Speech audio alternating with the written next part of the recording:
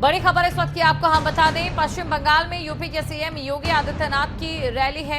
पश्चिम बंगाल के दौरे पर है यूपी के सीएम योगी आदित्यनाथ। चंद्रकोना में जनसभा को संबोधित उनकी ओर से किया जा रहा है। चंद्रकोना में जनसभा को संबोधित कर रहे हैं सीएम योगी आदित्यनाथ। इस वक्त की बड़ी खबर आपको हम बता रहे हैं, पश्चिम बंगाल में यूपी के सीएम योगी आदित्यनाथ की रैली और जनसभा को संबोधित कर रहे हैं। क्या कुछ कह रहे हैं, आइए आपको सुनाते हैं। दुर्गा पूजा हो सकती है तो बंगाल में क्यों नहीं हो सकती है?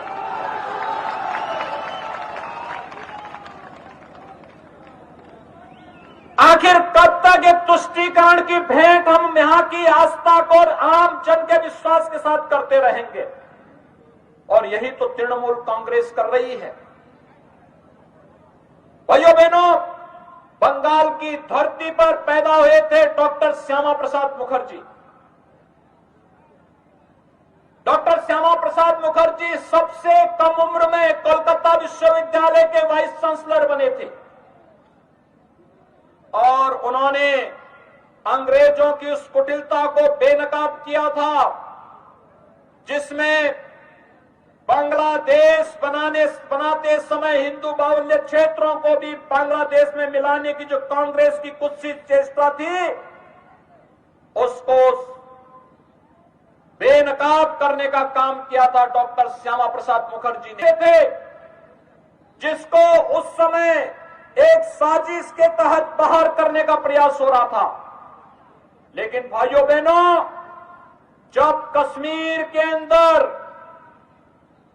कांग्रेस की कुत्सित चेष्टा के कारण संविधान में धारा 370 जोड़ी गई, तो धारा 370 को हटाने के लिए किसी ने आंदोलन किया था। तो इसी बंगाल की धरती पर पैदा होने हुए डॉक्टर श्यामा प्रसाद मुखर्जी ने उस समय नारा दिया था, एक देश में दो प्रधान, दो निशान, दो विधान नहीं चलेंगे का नारा दिया था। और आज डॉक्टर श्यामा प्रसाद मुखर्जी के सपने को साकार किया है देश के यशस्वी प्रधानमंत्री श्री नरेंद्र मोदी जी ने, देश के गृह मंत्री श्री अमित शाह जी ने, जिन्होंने कश्मीर में धारा 370 को हमेशा के लिए समाप्त कर दिया।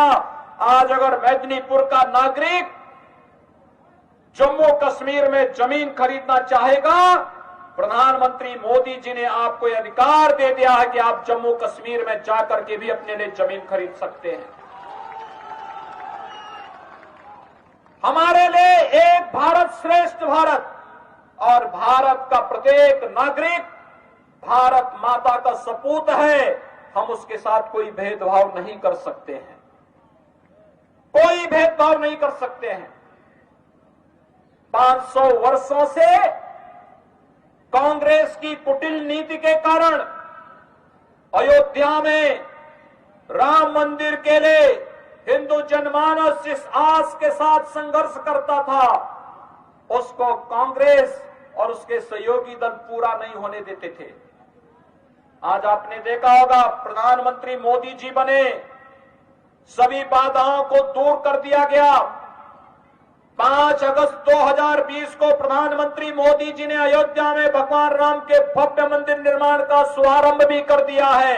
अयोध्या में भगवान राम का भव्य मंदिर निर्माण कार्य आज युद्ध स्तर पर आगे चल रहा है।